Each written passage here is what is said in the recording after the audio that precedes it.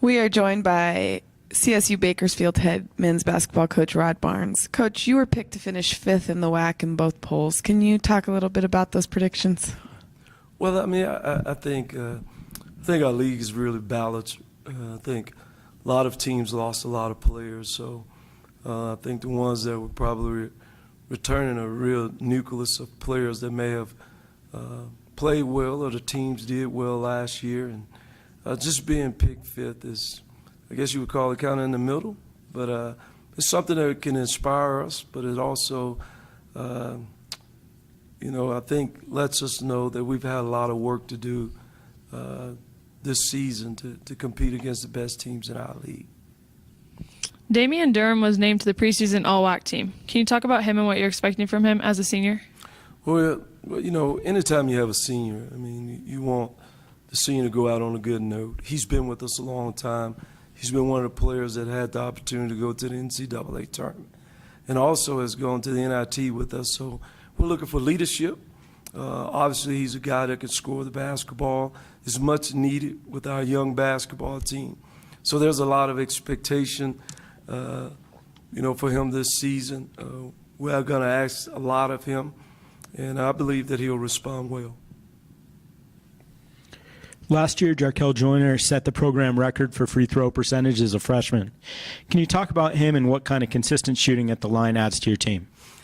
Well, I think first of all, Jarkel came in as one of the, high school that averaged over 30 points a game, and last year we felt like from the floor he didn't shoot the basketball as well as we think he's capable of shooting it. Free throw shooting, if you're going to be a top scorer, you're going to have to be able to make some free throws.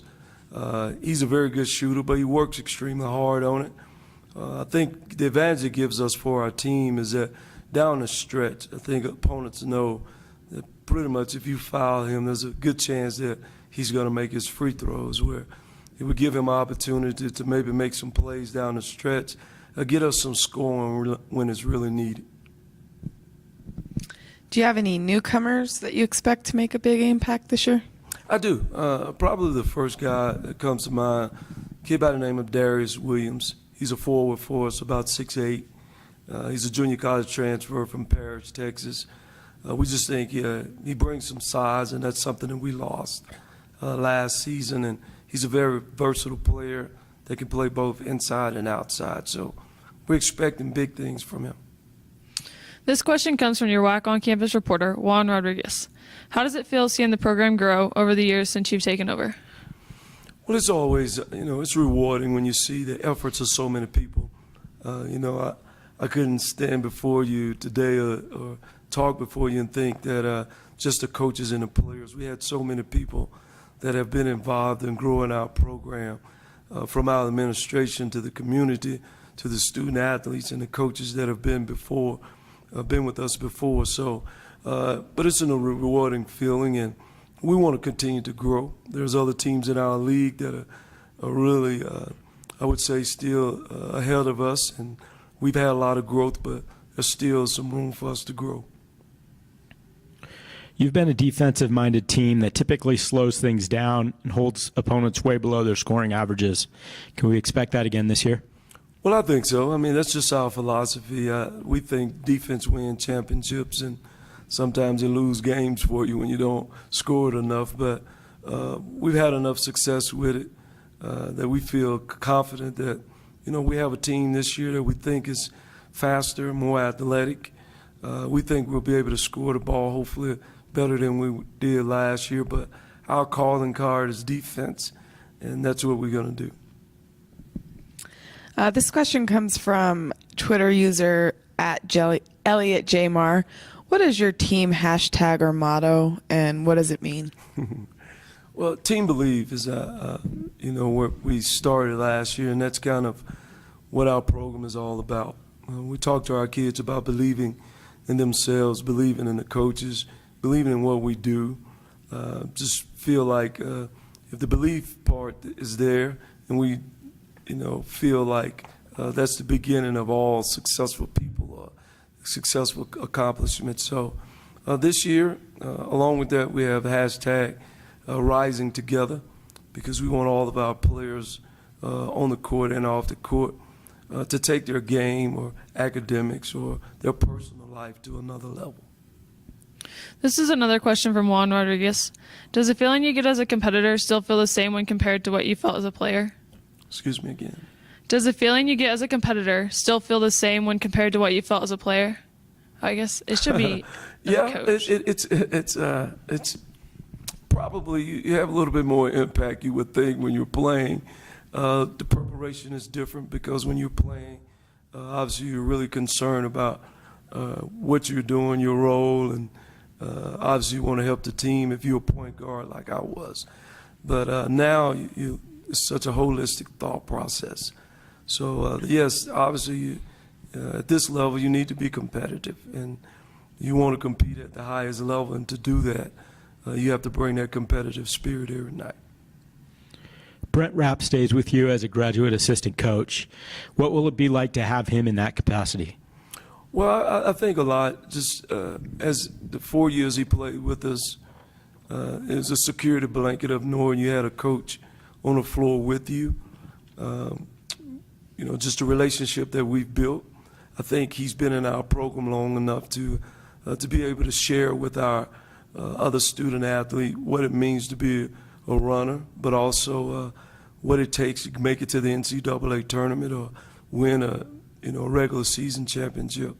So he's going to bring a lot of value to our program, and again, for me, it's kind of a security blanket, knowing I still have him around and I can still lean on him and know that whatever he says or what he does in our program is going to be done with a lot of class, and it's going to be done with the sense of caring for other people. Your non-conference schedule includes games at TCU, at USC, at Gonzaga. Can you just talk about your non-conference scheduling philosophy? Well, the philosophy, a few years ago I changed the philosophy. Before, we were going to play people that I felt like, that we would have a great chance of going in, or the probability of, for upset. But the level of competition was changing. I thought just for a lot of different reasons, for national attention, for our RPI rating at the time, which now that's kind of changed, but also for the exposure of our team to be in big-time games against big-time programs to see, so that we could see what big-time basketball is all about. I guess I would say I'm in charge of the scheduling. Used to, I wouldn't say that because I would put it on the assistant coach, but I do. I think TCU will be a top 25 team at the beginning of the year. I think Gonzaga, by the time we play them, they may be the #1 team in the country. And I also think USC would have the opportunity to be another top 25, top 15 team. So we have challenges ahead of us. But when you look at our conference, our teams are stepping up with their scheduling, but then also our teams are getting better. So you have to be better prepared now going into the beginning of the conference than what I would say 4 years ago when we came into the league. Can you talk about the recent success of the WAC and the direction the league is heading? Excuse me? Can you talk about the recent success of the WAC and the direction the league is heading? Well, I think it's just been an emphasis put men's basketball especially.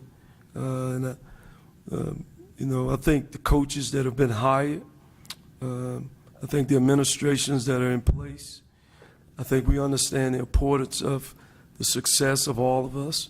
So I think coaches are recruiting harder, they're scheduling tougher, because you want to win. And to do that and to compete in this league, we've got some great coaches, not good coaches.